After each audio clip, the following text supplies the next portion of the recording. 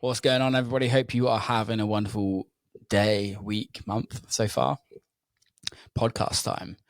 Georgia Meek has become a very good friend of mine over the last couple of years. Georgia is on my latest single, Memories. She is an unbelievable singer and songwriter. She's also written a lot of records on my album. She's going to be track number 1. And she also helped write Weekend Love. Very talented. Also in the process of kind of indulging in her own artist career, as coming out as under the artist name Meek. She's amazing. She's such a character and has been in this industry for a while, so has a lot of knowledge on the singer-songwriter front. This podcast, we kind of spoke about all things singer-songwriter and how singer-songwriters earn money, the ins and outs of being a singer-songwriter, how to kind of build a career out of it, and just generally our thoughts and feelings on the industry at this moment in time. So without further ado, Georgia Meek.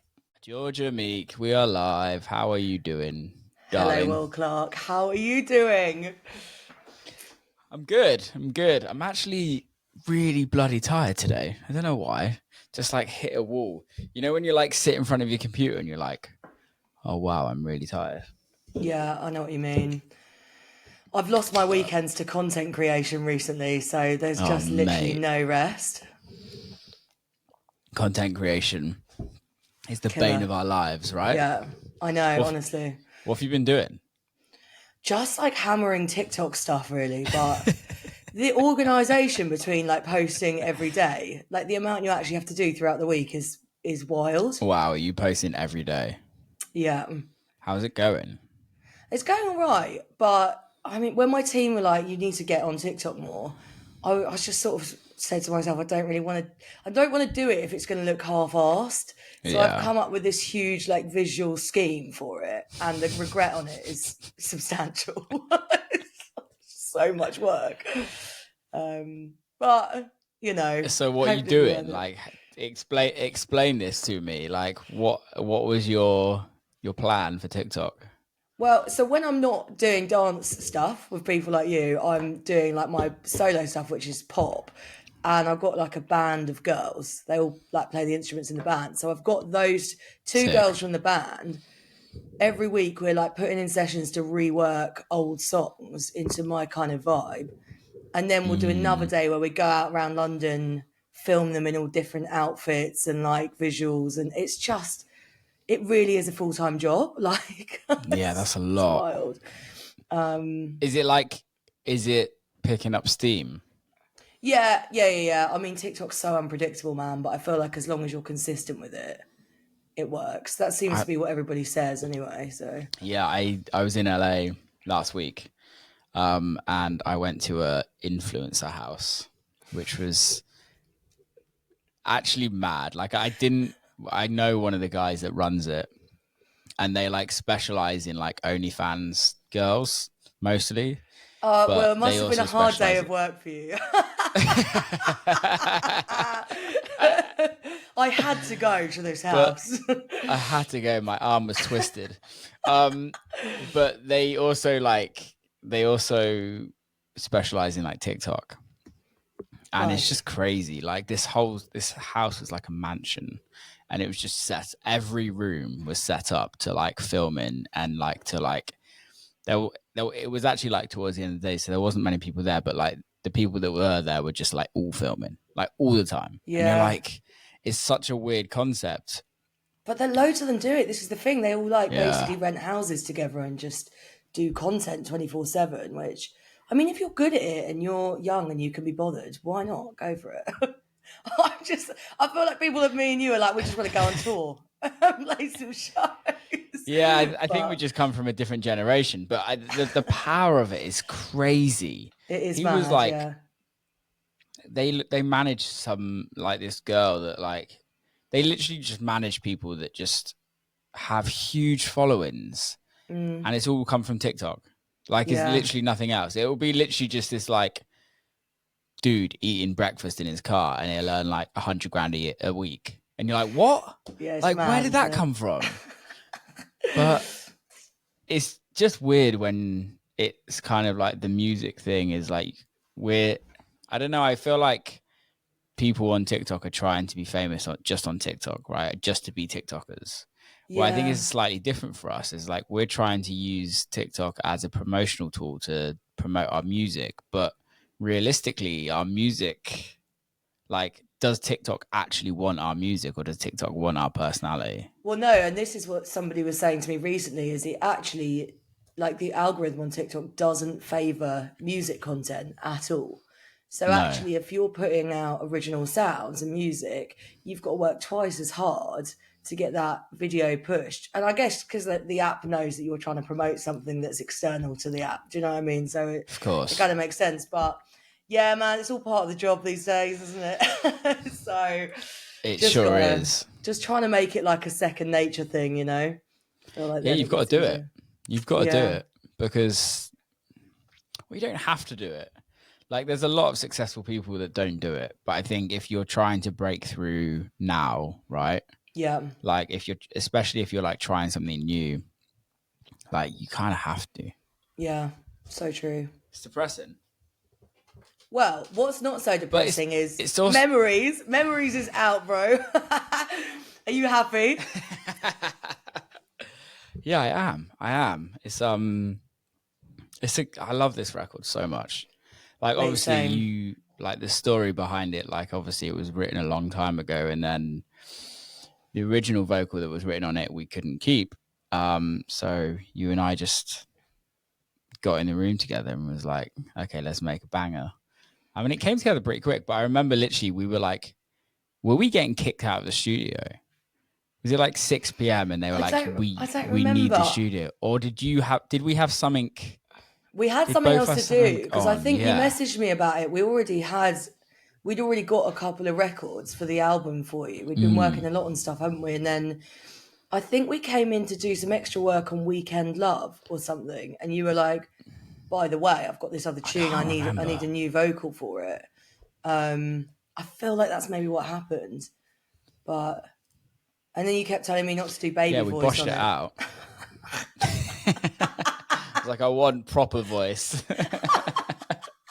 Basically, what's that baby voice called? For anyone listening, right? There's just sometimes, like, because I lend my vocal to so many different things, it gets almost like a bit schizo. Like, it flips into like different tones. And Will really hates this one voice I do called baby voice, which is it's not a baby voice in the kind of cringy way of you were like talking to your other half. It's just like, yeah. It's like an open mouth vocal. And when we were doing Memories, Will was like, I can't have that baby voice on there. Trying to make a quality record here. What is that baby voice about? Like, where did that even come from? Because I think it was like, it's quite popular. It is. Yeah, like, I feel generally. Like it's used a lot in like big stacks and things as well. And like, it is cool on some stuff, but other stuff, it needs more like soul. Like your records. And I can see why you like the more soulful kind of tone. But yeah, it is a weird thing. There is a lot of it out there.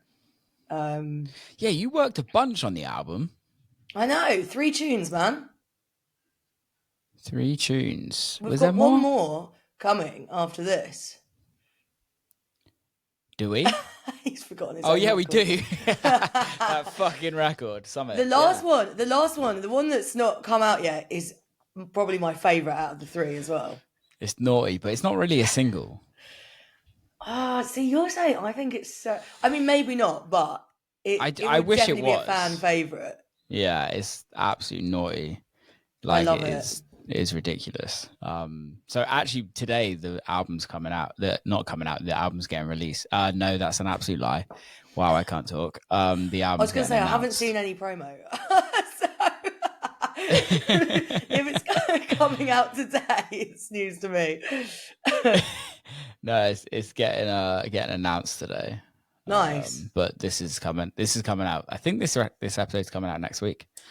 Cool. So will the album already be out when this comes out? No, the album will be announced Okay. And then, yeah.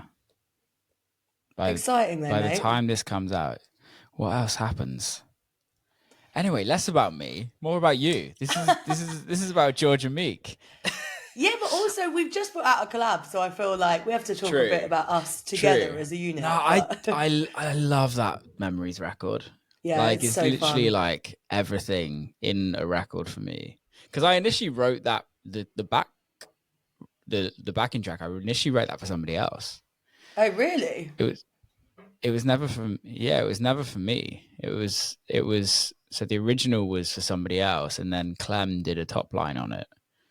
Yeah, I remember that because I just was and such a super fan of hers, and I was like, well, I don't think I'm ever going to sing something that sounds better than that.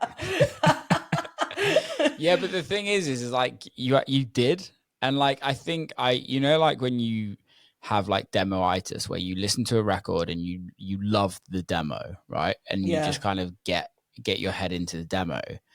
I like when we wrote Memories, like I genuinely didn't know which one I prefer, and I love both of them still the same. It's not like I still am like, oh, I wish we got the original out, because I genuinely don't like, and there's not many of those that you do, if you know what I mean. Like even like with Weekend Love, like it was because anybody that's listening, Georgia helped write me Weekend Love with Arco and Mitch, and even with that was a bit of a transition for me to like go back and forth from the demo to the house gospel choir version. Although the house gospel choir version absolutely nailed it, and they killed it, but it's different to the original. But right? Arco definitely have that you can't really replicate that sort of Arco vocal on something. It's really hard to sort of shift. But yeah, house gospel choir definitely smashed the hell out of it. Next best thing for sure. But then with Memories, you kind of like the original record was called Let It All Go, like, and then like we wrote a whole new song to it, which generally is like the worst thing to do. Generally, it's just easier just to scrap it, right? But for some reason, it just worked really well, and you got the what's the word? I forgot what the word is, but you got the agenda, and you nailed it. Thanks, mate. I mean, it's an absolute pleasure to do tunes for you. Like, I mean, we always say we have so much fun working together. So it's nice when you find that thing where it's just fun making records. Like, it can get quite tedious to, we do a lot of sessions week in, week out. How many sessions are you doing a week? I mean, sometimes Monday to Friday, 5 sessions, but I've been trying to be more ruthless with it. I'm like, I'm not doing this, like really cutting bits out, especially now I'm working on my own album. It's been a lot to try and keep up the amount of like sessions for other people, as well as that kind of going side by side. And it's also like quite mentally challenging because you're there one day, like, I don't know who was I with recently, TCTS or somebody doing like a big house record. And then the next day I'm in with somebody like Jim Irvin trying to write something that sounds like a Beatles record. And it's like, it's madly confusing for your creative brain because you're constantly having to switch gears. And also not only like musical gears, but who you are in that room. When I'm in with yourself or anybody else who's like looking for records, I'm very much sort of catering to your needs or your creative brief. And so my persona in that room and my energy is to be a facilitator, basically, and, a bit of a vessel for your ideas. And then when you're in the room as an artist, working on an album, as well as I do, you really have to be this sort of energy in the room that's really clear and direct about what you want. So everybody's on the same page. So it's hard to go from that sit back in your seat position to the like, I'm here and loud and this is my vision. It's really difficult. So yeah, the short answer to that question was less sessions recently. But it's hard to say no. I'm a bit of a workaholic, so. Well, I think that's also the thing is like, I want to talk about finances of what it is to be a singer-songwriter, because I think so many people don't realize like how you guys get paid as singer-songwriters. So like, correct me if I'm wrong. In fact, you just explain it.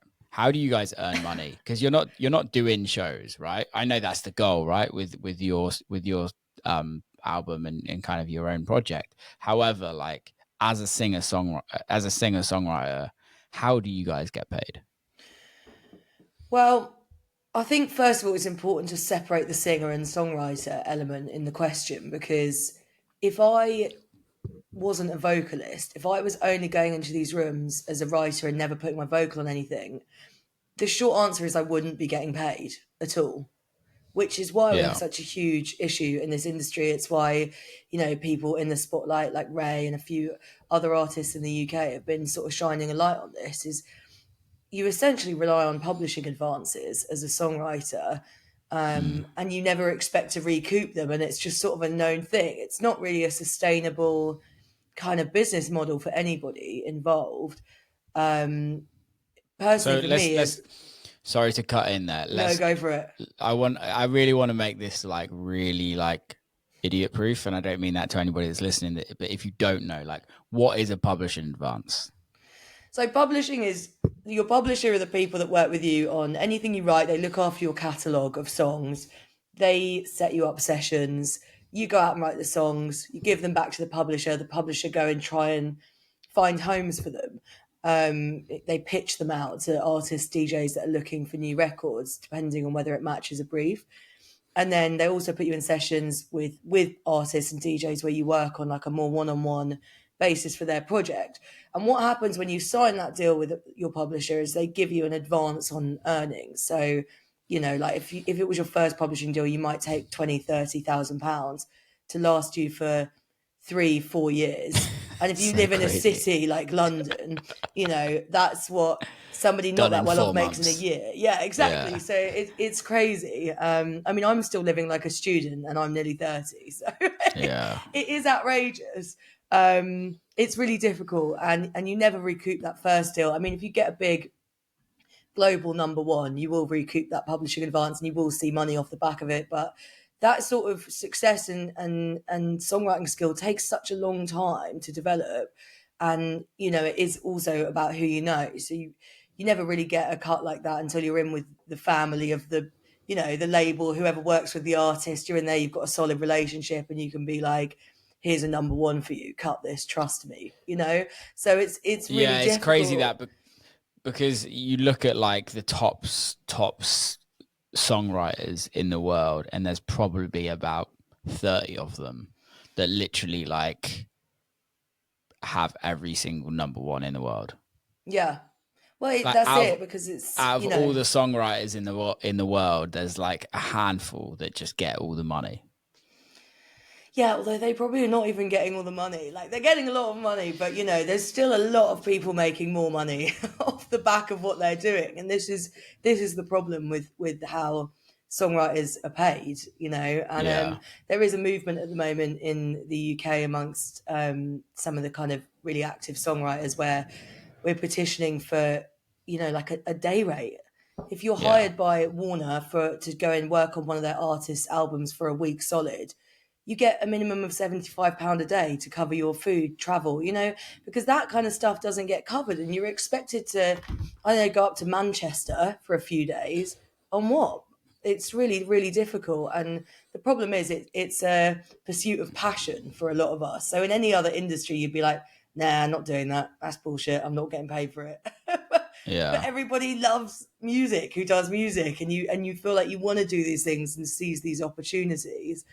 But it also puts you in a horrible financial hole, Yeah, but the thing is there does come a point where it's like we're in the music business, and the music business makes a lot of money, right? Whether the singer, songwriter, artist actually sees any of that money, like it's still making money.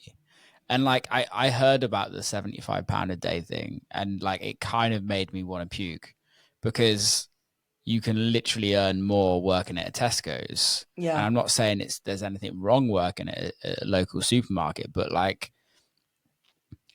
you're highly skilled people, songwriters, like somebody that's highly skilled, like a bricklayer earns more than that. a day. Like, Yeah.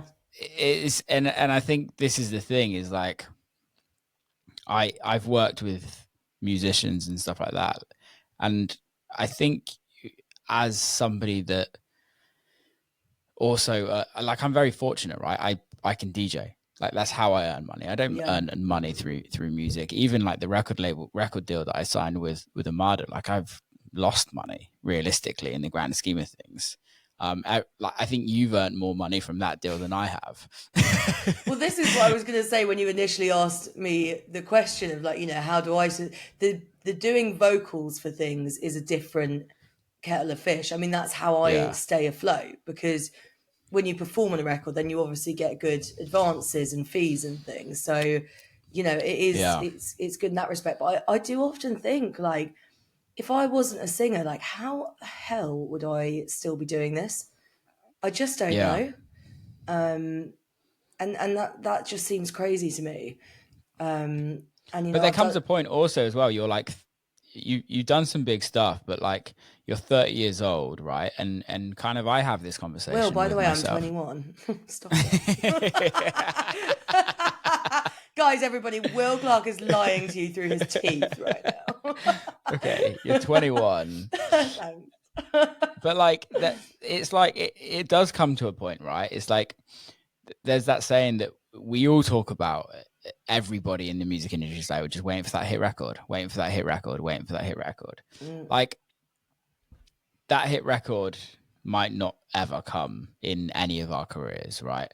But then when does it get to a point when you're 40 years old, 45 years old, and financially you're just like, I need to actually, like, move on with my life, if you know what I mean? I need finances in my life too. Like, the passion side of music is great, but there still comes a point when money has to almost take over, unless you literally just want to live like a student for the rest of your life. But we all know that that's not. It's pretty stressful. Yeah, right? It's really stressful. I mean, I was having this conversation. I was out in Thailand last year working on somebody else's album, and I was sat having a chat with Toby Gad, who wrote "If I Were a Boy" by Beyonce, and like John Legend's "All of Me." That guy has got some serious global hits, and he was telling me that he was still living on the couch of his studio in New York, which was like, you could probably about the same size as this room I'm in, which is tiny. You couldn't swing a cat. Until he was 35. And then he basically wrote that, like, one record that went huge, and his entire life changed almost overnight. And I think it's the blissfully delusional that succeed in this business, because you have to be so resilient that you are actually there approaching 40 going, another day, another pot noodle, like, it's and like, if you can keep that passion at the level that overrides your dignity for a certain amount of time, I do think the proof is there historically that it is a matter of time and workflow, and it's a numbers game in terms of writing songs. If you write enough songs, you will eventually. It's like the monkeys with the typewriter thing. You'll eventually get a work of genius. So but it is the people with that sort of resilience that get to these. I'm not going to say older ages, because we're all young queens here, but like, get to a point where somebody in a different industry would have maybe a 3-bedroom townhouse with some children and a family, and you're still sat playing a guitar on a porch in Brixton eating a pot noodle. I guess the thing is in this industry, when you win, you can win very hard, right? That's it. Like, it's like gambling. That is the industry. It's a gamble. Like, you're not in this industry as like consistently earning money, in a sense of, like, it's I can't remember who it was. I was told quite a while ago, and I probably said this on the podcast, but they went to this talk, and it was with like a athlete, like an ex, like, gold medalist swimmer from some country, I don't know who, and like the whole athlete and business kind of works hand in hand. Like you put this much effort into the business and you get this much out. Same with you train this hard. If you've got good genetics, you train this hard and you get this much out and you become successful. And then this person tried, like, was it talking to this athlete and was explaining the music industry, and the athlete just turned around and was like, that's not a business, that's gambling. It really is. It's a sickness. It's like you can literally work your ass off and still not have anything, and then somebody can come along and write a TikTok something and is the biggest thing in the world. It's very interesting. It's really interesting to see. Yeah. But I guess that is the thing, is if you make the choice to be a songwriter, you're also making the choice, and I'd like you to push back on this if you disagree, but you're also making the choice not to be the forward facing artist. And being the forward facing artist, you comes a lot more shit as well. I think it's a tricky one. I think it's a really blurry area for this reason. Okay. I think that actually songwriting is easier to get into, probably because people know they don't have to pay you, right? Yeah. So you can, do reach outs on social media, get some sessions. It's as easy as that. It doesn't really matter who it's with. But to actually, as a songwriter, start building up a catalogue is fairly easy. It's also, in my opinion, the easiest way to begin building those networks, infiltrating. I'm literally such an invader. Like getting into these groups of people that are working in the industry, learning the structure of who's writing with who all the time, who writes for this artist all the time. And I think to know that and to have done that networking and be visible in that space, I think it's then much easier actually. And it is quite a common thing that people say is, oh, well, you don't want to be known as a songwriter because then you can't do the artist thing. And I just think that's fucking bullshit. It's like, I don't understand why people feel there's this wedge between the two, because really a songwriter is perfectly aligned to actually flip and go, right, now I'm going to pull the trigger on the artist project. I already have, totally agree, a network of hundreds of incredible producers, songwriters, artists I could potentially collaborate with, and people love you and trust you. And I think that like it's not too dissimilar. I think where the tricky thing comes in is sustaining the songwriting thing full time and trying to work on an artist project now, especially, and as we were talking about earlier, this demand of sort of constant content creation and visibility does make it really difficult to do those things side by side. But I think anybody thinking about, getting into the industry, I would always say, like, start by writing songs for other people, show people what you've done, and then when it's the right time to get the artist project going, do it, but do it with that foundation. I think it's a great thing to do. I guess the thing that I totally agree with what you said. I guess the thing that I'm kind of more getting at is if you decide just to be a songwriter and you don't want to be that artist side of thing, is there a level, is it like in your sense of like, you're both, right? Okay. And it's weird for me because I've always been the artist from like, I've always been the front facing artist. So I didn't go in, yes, I write for other people and have written for other people. And there was a point in my career where writing for people was my full-time gig, but like writing and producing in a more sense, writing not necessarily on a song base like you, but like writing records and kind of the odd lyric here and there.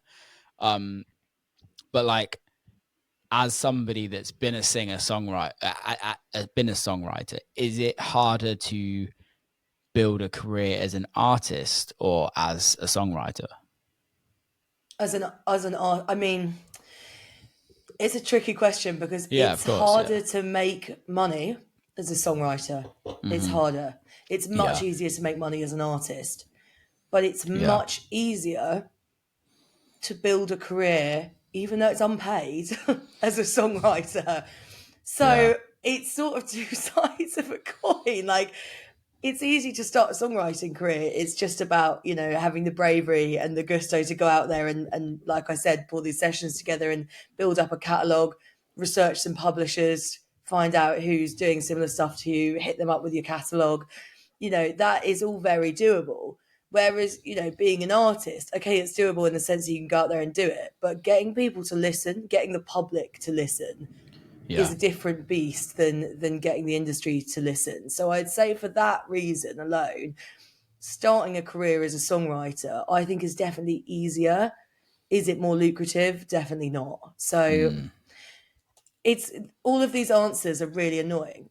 And for anybody listening, I'm sorry, this is just the unfortunate truth of the matter. It's like, it's tough. It's really, really hard. What about production though? Because you produce as well. Yeah, I mean, production, as you know, takes so much time. Like, if I was going to be producing 5 sessions a week, I wouldn't be able to do the songwriting or the artist project because it's too much post-session work. I still love production. You know, I did my MA in it, and it's, for me, like, especially as a vocalist, being able to engineer and mix my own vocals is, you know, a huge way of making money for me. But I mean, production's so lucrative. It's so lucrative. It doesn't even have to be, you know, a big A-list cut for you to make a really decent livable wage off of producing. For me, why is that? Why? What's the difference between? Because I totally agree with you. Like production fees. So for anybody listening, when not necessarily in electronic music, unless it starts getting into major record label deals, but generally the producer who's writing gets a fee, and whatever that fee is, it can range from £500, $500 per record to 3,000, 10,000, 20,000, depends on whatever your fee is, right? And whatever the budget is there. Why is that though? Like, why do you think that is? Because realistically, yes, the production is very important, but also so is the song. It's to do with master ownership, really, like the actual physical. It's all based on the way things were when you used to basically print a CD or a vinyl and send it to stores and sell it. So if you're a producer, you know, because you've paid for your studio overheads or your gear, you know, you're facilitating the creation of this thing, and then you're going away and creating it, it's treated really differently to intellectual property. So as a writer, you don't actually own anything physical about the CD, vinyl, anything, but you own what's on it, the actual intellectual property. And that is valued way less. And it's, but you know, and I was actually having quite a heated debate last night with somebody about this, so this is really fresh in my mind. And I was going, I was saying to, it was a producer, and I said, don't you think that before you go to a label with your fee, you should be looping in everybody else involved in the record and actually discussing together what you're going to go to the label with in terms of a fee, so that you're all on the same page and everybody is being treated fairly and being heard. And he was going, no, why should I? Because I've paid X amount, Y amount for my studio. It costs me thousands of pounds a month. I've got all this gear, you know, I've got loads of things to cover. And also 9 times out of 10, everybody goes home after the day's finished, and I'm working on this record for 2-3 more weeks. So the time I'm putting into it and my overheads are a lot more. So I disagree with that though. It's so tricky. It's a big debate, definitely. No, but it's a really interesting. I tried to do this with my album, and like we're getting into the crux of it, and I probably shouldn't be discussing it to the public, but fuck it. I think it's interesting for people to know. Yeah. So I went into the album deal expecting to give everybody 50%. Or not 50%, like an equal split on the album of whoever wrote on the song. I wanted everyone to have an equal split. Mm-hmm. So then the album deal comes, you sign the percentages and blah blah blah, and then the album then I go to the album going, let's just say for instance you, right? Mm-hmm. On it's a bit different on Memories because it's just you and I, right? Yeah. But let's say, for instance, it's 3 of us, okay? And then I want everybody that worked on that to have equal splits, everybody. I then go to the label, and the label goes, well, no, you're not allowed to do that. And I'm like, yeah, I am. This is the 25% that I own.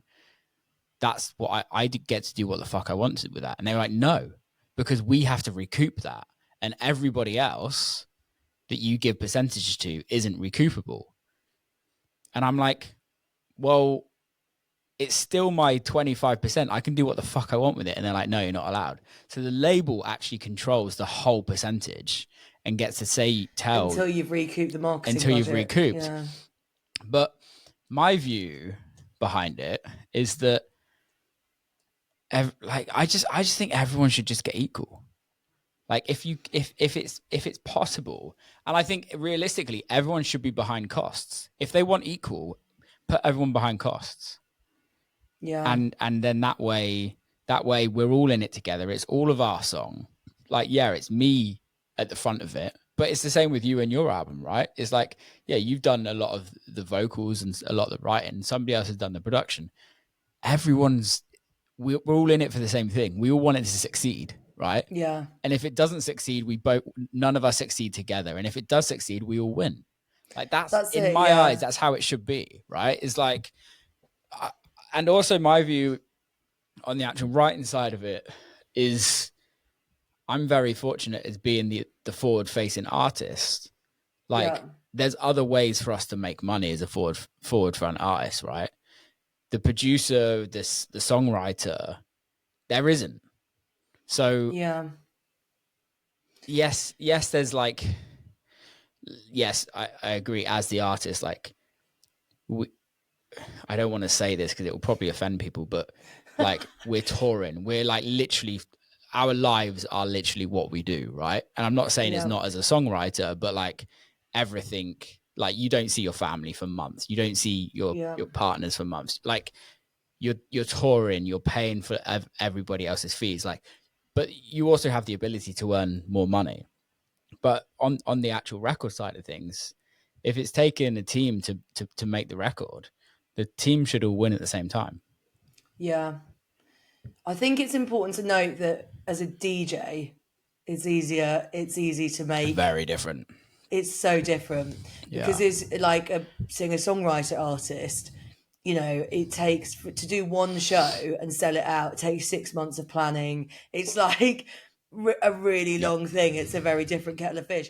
But I also just totally agree in general on your stance on that. And I think it's so, I mean, I don't even necessarily think it needs to be equal, but definitely giving songwriters, you know, 2-3 master points on a record means that if a record wins, everybody wins. And it does make such a difference. I mean, that like I wrote this tune for Skepsis called Know What It Means, which came out a couple of years ago. And every quarter, I just get, and I've got like 1.5, 2 master points on that. And every quarter, I get a surprising amount of money. Yeah. And I'm like, oh. And, you know, it'll always be on a week where I'm really broke. And I'm like, thank God that's just come through. Like, but it's wild that that small, it makes me more money than anything else, that song, because I've got a master point or 2. And it's crazy. Like, you don't realize how valuable one master point is until you have a tune like that where it streams really well and you start actually seeing that money. And I think it's probably why, like, historically songwriters haven't kicked up as much of a fuss, because you don't know until you see that money and you're like, oh my God, this is so heavily different to what you get on royalties and publishing. So yeah, it is so fucking important, man. Like, and we will lose great songwriters, and also like what we're doing is creating an industry where we don't have any songwriters that come from poorer backgrounds that have grown up in, you know, the suburbs of London. We're getting an industry full of, I'm like, I hope I don't offend anyone with this, but Nepo babies, because the only people that can afford... what's a Nepo baby? Like nepotism, people with wealthy families or parents in the industry that are able to sustain a life without being paid money, because you've got your mum's got a big house in Notting Hill or somewhere, and you're able to flit around London with a bit of a trust fund and just write some tunes for Charlie XCX. And that's what it becomes. It becomes an industry full of generations of these kind of families and music people who can afford to do that. Whereas we're missing out on Kev, who lives down the road in Brixton, who might be the next Mozart, and nobody will ever know, because that guy down there is never ever going to be able to afford to live the sort of life you need to without getting paid. And so we're creating like almost like a gentrified industry of songwriters, because it's such a class divide as well within the industry, which is wild. It's wild, because music is supposed to be, like back in the day, it was the thing that kept people going, and now it's and I think so. That my point is there are deeper issues as well than a lot of the kind of surface level stuff of master points and things. There's like a really big impact on who's actually active in the industry and where the music you're listening to comes from. It's a really big issue, I think. Well, I don't disagree. I also think like just generally the music industry is such a business now. It's looked at such a business, and it kind of goes back to what we were talking about at the beginning of the conversation of like TikTok and social media and streams and everything like that, and how like your music, I don't know. I'd like your opinion, but from what it feels like from me is like you're not judged on how good your records are. You're judged on your performance. As in, like, as a performer on the record, or no, you're judged on like your numbers. Oh, sorry, yeah, like who you've got cuts with and how many and all that kind of stuff. Yeah, I mean, definitely, but also it does. It's God's sake, we're getting deeper now. I'm going to say things I regret saying out loud. I already have said a few things where I'm like, I probably shouldn't have said that. Those people, there are people who have big cuts and like they've got so much under their belt, and everybody's climbing over each other to get into a room with them. But the people that have got those cuts for the wrong reasons weed themselves out really fast, because you'll do one or two sessions and realise that actually that success and those cuts have probably come from being in the right rooms as opposed to writing the best things. And we do have, like, this, especially in dance music, this culture of having 4 or 5 songwriters in a room and 2 producers, and it's like inevitably in that situation there are going to be people. I mean, I can't name any names on this, but I had a big record come out at the start of this year, and we'd written that with me, the artist, the producers, and somebody else. And the somebody else in that scenario sat on their laptop and didn't say a single word for 4 hours while the rest of us wrote this tune. And when it came to actually be released, the somebody else in that scenario kicked off about not having equal splits to us. And do you know what I mean? But then the issue is that song goes straight onto their catalogue and their rap sheet of, oh, well, this is what I've written. And then to another songwriter, you look at that and go, oh, well, I definitely want to work with this person because they wrote that. When actually, I'll tell you from that session, they didn't write that at all. So I think, yes, we do get valued more on our cuts and credits and performance within that part of the industry. But I think it's a really dangerous mindset to have. And if you only go about sessions looking for the session with the biggest writers, the people with the biggest track record, you're missing out on people that could actually be, the Garfunkel to your Simon. So I would say it's definitely like a toxic way of thinking about things for sure. But you're right, it does happen. I agree. I think I'm all for just fucking getting in rooms and having fun. I think the main thing, like, especially for me writing this album, like I've made some great friends and like including yourself, but the whole process of like, I didn't get anyone in the room that was big at the beginning, if you know what I mean. Like, we've all grown, like everybody that kind of wrote on the album. Like one of my first sessions was with Clem, who hadn't released any records as Clem beforehand, if you know what I mean. Same with Hayla. Like one of my first sessions on the album was with, before the album was with Hayla. And like, it's been amazing to see all of these people kind of grow into Arco again. Like realistically, when we did Weekend Love, Arco weren't really doing Arco. I had one of Arco's first records, and it's amazing just to see like genuine talent just works really well in rooms and kind of building relationships. And that's the most important thing for me. Like you make some of your best mates in these rooms because you're spilling your heart out to them in songs. Really, it's a therapy session every day. So true. And it's a huge credit to you as well. Like, you know, I actually remember the first session we ever had. You said to me, I don't want any vocalists on this album that are known. Because we'd written something and I was going, oh, do you know who would sound great on this? This person. And you were going, nah, too big for this. I just want people who are like really cool and like no one's heard of them. And I think it's like, and like you said, you know, it's several people now who did come in and do those records with you, you know, a year, 2 years ago, have since absolutely, like, you know, their trajectory into the level, like Hayla has absolutely smashed it in the last year. Yeah, and they're too big to be on the album. They don't want to be on the album. Yeah, sorry, Hayla, you're sacked off. Hayla, if you're listening, you're not allowed on the album anymore, babes. She didn't want to be on it. It's fine.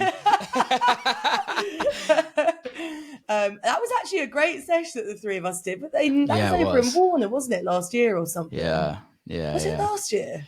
I think it was. I actually think one of those records is being cut by somebody else. Oh, well, please let me know, because I do love to know. I can't remember which records we wrote, though. We did a bunch that day. We did loads. Yeah. I'll have to get back. I have to look at... Shoot me them over. I'll see if I recognise them. Yeah, I will. But yeah, I was just saying, it's incredible. And like, you've obviously got such a good ear for talent as well, because like I said, it's a credit to you that so many of these people that you were working with on the basis that they, you know, were up and comers have just absolutely exploded in the last year since working on this album. So I think, you know, maybe next year it's going to be an A&R role for you, babes. Side hustle. Probably make more money in that than I would in this. Mate, that's for sure. Yeah.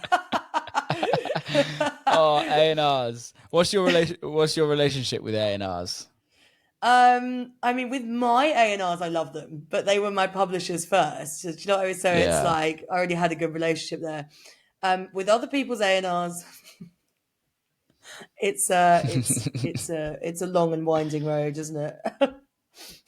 Yeah. My favourite is when they come into... It's really weird. Go on. Sorry, my favourite is when they come into a WhatsApp group and start trying to write lyrics for you. Wait, does that happen? I've had a few situations where A&Rs have been like, oh, we love this for, like, you know, this person. Can you give it a rewrite? And then there's a WhatsApp group and they'll be like, what about this? And we're all sitting there like...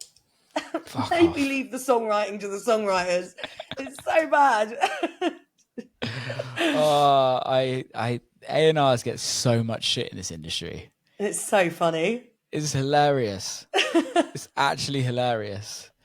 And the thing is, I feel bad because you can't generalize, because there are some A&Rs that are amazing and like have really good ears and like really good kind of work ethics and things. There are some where it's like, yeah, you just took this job because you wanted to do loads of coke and hang out with like Central C. Just like, you can spot them a mile off. I'm like, right. Yeah. There are some A&Rs that you just like, oh yeah, I really struggle with it. There's, like you said, there's some, it's like anything though. There's some great people in this industry, but I just feel like A&Rs just get extra bit of shit because they deserve it. Like, it is funny to hate them as well. Oh, it's so funny. It's so funny. And the thing is the minute you're in a room with a bunch of artists and then one artist like says, oh, I'm a fucking A&R, everyone can relate. Everyone goes, oh.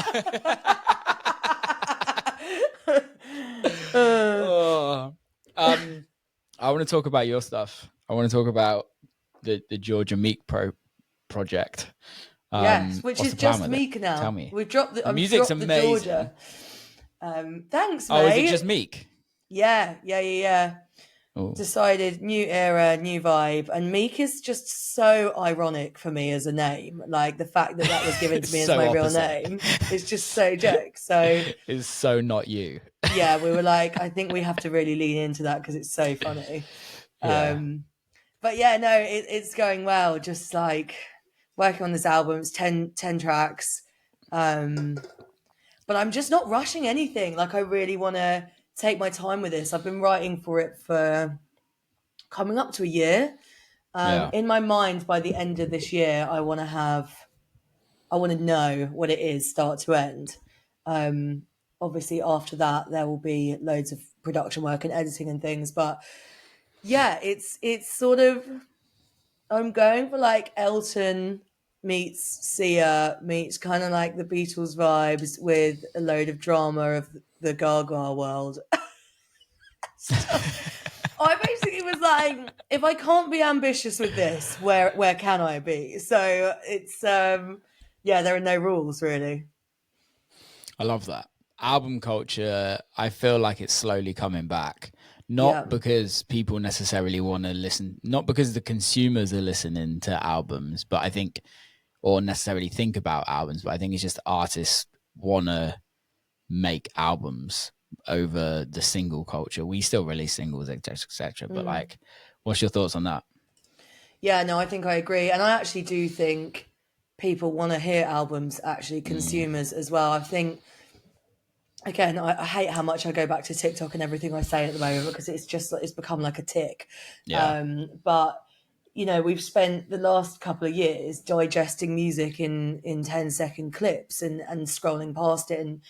And like anything, it gets old, you know? And I think we're going really quite quickly as like a, you know, society of consumers into wanting the opposite of what we're being fed again, which is larger, more kind of creative bodies of work that tell a story rather than a sound to like do a shoe transition to. Just fucking sends me around the bend.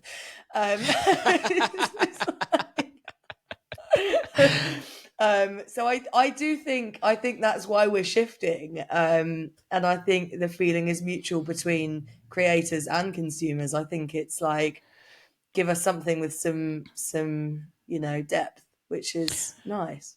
Yeah, I think also like we've been telling consumers that they don't have attention span, which is utter bullshit, right? Like how many of us will literally binge watch a TV show in like for like 6 hours in a day? Like if what we're watching or what we're consuming is good, interesting, we will carry on consuming it. But like I don't want to watch 30 minutes of a TikTok dance. I don't want to watch 30 minutes of whatever.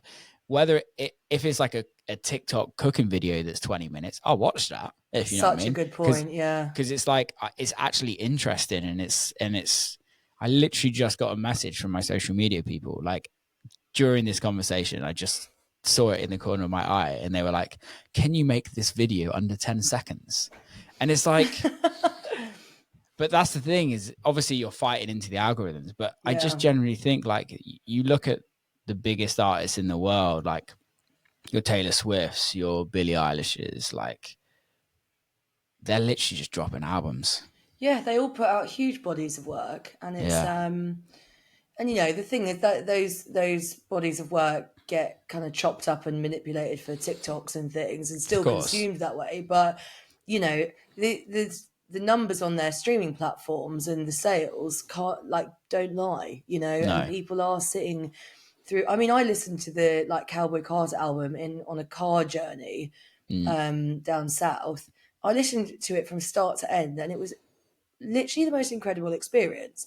And then like when I looked it up, it had so many bad reviews, and I was like, why is this? And I was like, when I listened to it, I understood why, because you cannot listen to that album in the wrong way with a single song, because there's so many sound bites, an 8 seconds here, a 15 seconds here, that tie this incredibly nostalgic story together that she's created, and it's amazing. But it's not the sort of thing that you can pick up and put down. It's like reading a book. You know, you have to go from A to B.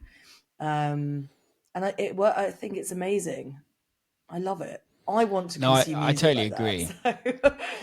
Yeah, and I think that's the thing is like obviously how we consume music has changed massively. I'm like a broken record on this podcast, but like back in the day, you're of age of when you used to buy a CD and put it in your car or put it on your Walkman, and you would listen to that CD for God knows how long. Yes, we have the ability to consume a lot more with literally like every single record in the world at our fingertips. But I think realistically, like, you might not be the biggest artist in the world, but if you've got people listening to your album from start to finish, you're truly succeeded. Honestly, in my opinion, you've succeeded. Yeah. Because you're holding someone's attention. It is amazing. Yeah. It's weird, but I think it's going back to albums. I hope it is. Bring it on, mate. I'm so excited. That's all I'm doing, I think, now. That's kind of my decision at this moment in time from like writing the album. I'd definitely change a few things. Not on the album, but like how long the process has been dragged out in a sense of like record labels and things like that. I have some things of like, you know what, I think you can be a lot faster. But yeah, overall, I just want to write albums now. Would you ever start your own label? I feel like you're the. I have my own label, and I started it 2020. And did you consider putting the album out through that? Yes, but we, as a team, we felt that we didn't have enough resources, right, to kind of to do that. However, I have to be careful with what I say. But we love you, Armando. We love you. yeah, no, I do. I generally do. But I think the role of a label is very different nowadays, and I don't think I'm not the size of an artist where people can risk throwing hundreds of thousands of dollars at me for it to potentially not do that well.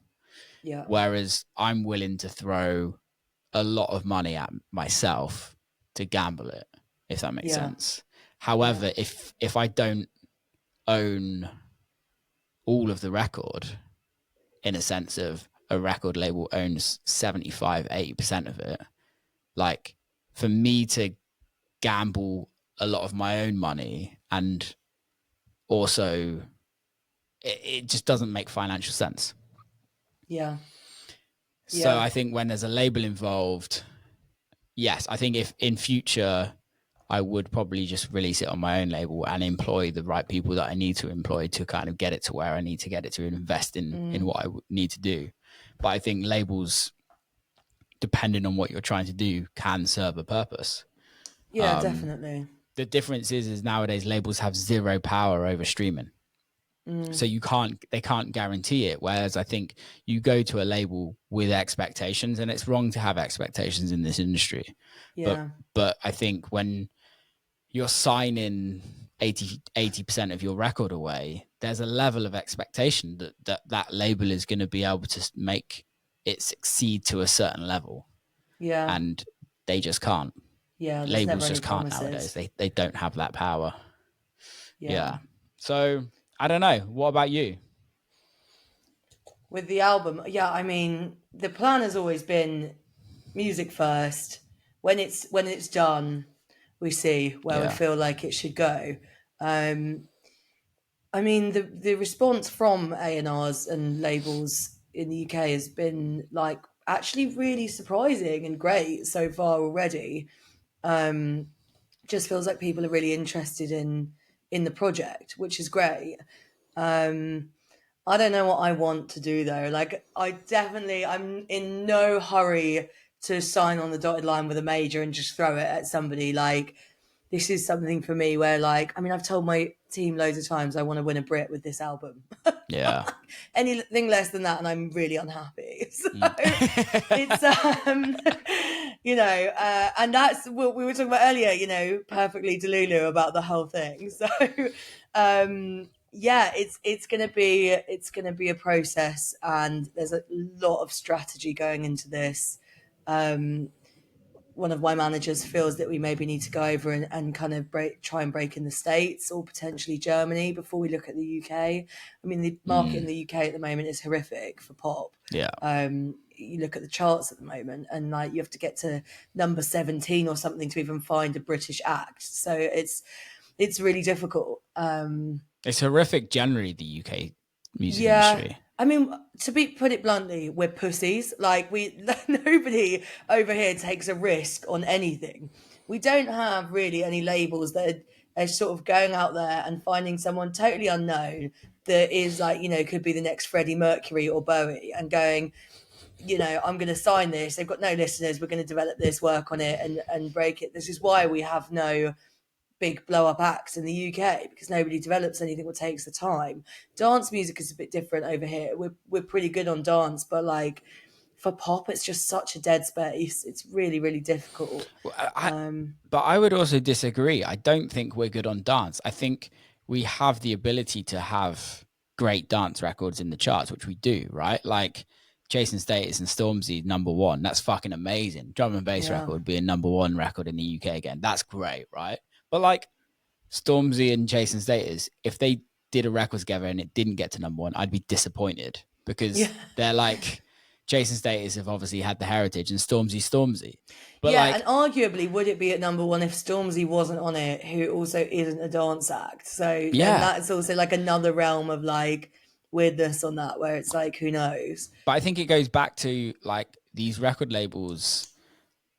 We're talking major and the indies, right? Like you've got Ninja Tunes, you got the Armadas, you got the Defecteds, that like, yes, they're, even the indies are struggling financially right now to like actually like make money in music. However, you have to invest in artists. And I think that's the issue, is that what like a lot of people just want to invest in something that's blowing up on TikTok or got a one-hit wonder, and there's no like real artist development. And I think like if somebody turned around and was like, okay, we love your records, okay, we need to develop you over the next 5 years, we're going to put £1 million marketing behind you, we're going to own 70% of your records for the next 5 years, but like we know that we can get you from here to here, if you know what I mean. Like I think any artist would probably take that. But it's also having the team that sustains that, and it's like you never know nowadays. Like the record labels might fire everyone, and you're kind of up shit creek without a paddle. Yeah, that's it. And you're just wedged into a deal where no one's really working for you, which is happening so often, and it's terrible. But it is interesting to see what's going on. It's really mad. We're at such a pivotal point. And somebody told me the other day that apparently Sabrina Carpenter is on her 6th album within her deal. Wow. So the label she's with, she's done 6 albums for already. And so they've been developing her for a really long time. And, on the verses of like other arms of that major that were doing TikTok signings and making quick money and were more successful, they're now crashing. Whereas the people who are developing Sabrina Carpenter through 6 albums, and it's just sort of flipped. And I just found that so interesting. And the same with kind of Chapel Roan and a bunch of these, overnight successes who have actually been being developed by umbrellas of majors for the last 10 years. And what we're seeing now is this huge flip in success, where like these smaller, less paid attention to arms of Sony and Universal, whatever, are just totally coming out on top because they've been doing the footwork behind the scenes and developing people. So it's really interesting to see what's happening now. I think it's like anything, right? And I think a lot of people in this industry kind of, or just in life, it's not just this industry. Like you go on YouTube and it's like how to make $1 million as fast as possible. Like there's literally no fast way. And I think this is the crux of this conversation for me, is that like it takes time. And I think the industry, what's happened is so much money has come into it on investment and coming from non-music people. Yeah. Like everyone's catalogs getting bought up by investment companies. They all want fast returns. They're all like, okay, who's the next star? Who can we make a quick $1 million off? Who can we do that? Or who can we do that? And it's like, realistically, it's actually, guys, like you all made your money by like compound, like just over time, just making money over time, working hard, keeping your head down, making money. It's the same with artists, right? Like you always get that that anomaly every year. A few artists every year anomaly comes out and just absolutely blasts it. But like 99% of the artists takes so long for any career to develop and any career but to make money. Even the ones that look like they've popped out of nowhere and blown up overnight, there isn't a single one who has. There isn't a single one. Like even like what's her name, Kenya Grace, with the, you know, I'm assuming we're allowed to just name drop all these people on this podcast, by the way. I'm just going ahead. Yeah, but you're welcome all for the free shout outs. Of course. She was like, because I run this collection of female music producers on socials called FMP World, should anybody be listening who's a woman that wants to get into production. But Kenya Grace was part of this years and years and years ago. And I used to see her videos come up with her launch pad or her triggers, and she was making those videos, I shit you not, for like 7 years before that. So, and then what happens is one of them finally, through consistency and, you know, like this, just the delulu, we're calling it the delusion now, through that, one of them blows up and everybody goes, oh my God, this girl got so lucky, she blew up overnight. It's like, you're honestly, if you ever believe that somebody has actually just picked up a guitar one day and become a global superstar the next, you maybe need to have a word with yourself, because it just doesn't happen. Like it is, and it's what often marketing wants you to believe, you know, and a lot of projects, the Billie Eilish stuff is a prime example of that. That was made to look really, really organic, and that like Ocean Eyes had just popped out from nowhere overnight and gone straight to number one. Whereas like she was signed to that label since she was like 13, 14, and they'd been developing her for years. So there is no such thing as an overnight success, only visually to consumers. But it's not a real thing when you're actually doing the work. It doesn't happen. Well, it's also the minute somebody becomes successful, right? It becomes more people are aware of it, and being in the industry, you kind of you're in sessions with people, you know, people for so many years before anyone has success, right? And you kind of your eyes are kind of looking at who's popping off and who's not popping off. But like the minute as you're a consumer, you're like, where the fuck did that person come from? And you just think, like they just got lucky. But it's yes, they did get lucky, but it's a lot of hard work and dedication that gets that luck, and a lot of the time a big team behind it. Yeah, that's it. Yeah. Yes. Love it. it. So if you're a consumer, just be aware. Fuck off. That's what they want. That's what. Fuck off. Yeah. All consumers, all of Will Clarke's fans, fuck off. Go pre-save my album. Pre-save it, then fuck off.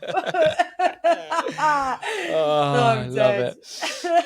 Mate, we've just done an hour and 10 minutes. So before we cancel I'm going ourselves. to call you after this and carry on talking. Oh, definitely. Mate, thanks what a pleasure. so much. How can people follow you? How can people kind of get involved with everything you do? I'm at Must Be Meek on everything, especially TikTok, obviously, my favourite place on earth. So go and find me there. And fucking hell, next year we're coming with the solo stuff. But like we've said, me and Will have got a few more treats up our sleeve for you as well in the meantime. So, Will, thank you so much for having me on. It's been an absolute pleasure. Love you, mate. Thanks so much. Love you. I'll talk to you soon. And that's a wrap. Big love to Georgia for coming on. Love that conversation. If you are carrying on listening, please subscribe. Please give us a review. It means the world. If you're listening on Spotify, ask questions. And yeah, if you're listening on YouTube, give us a comment in the comment section. Big love. Till next time.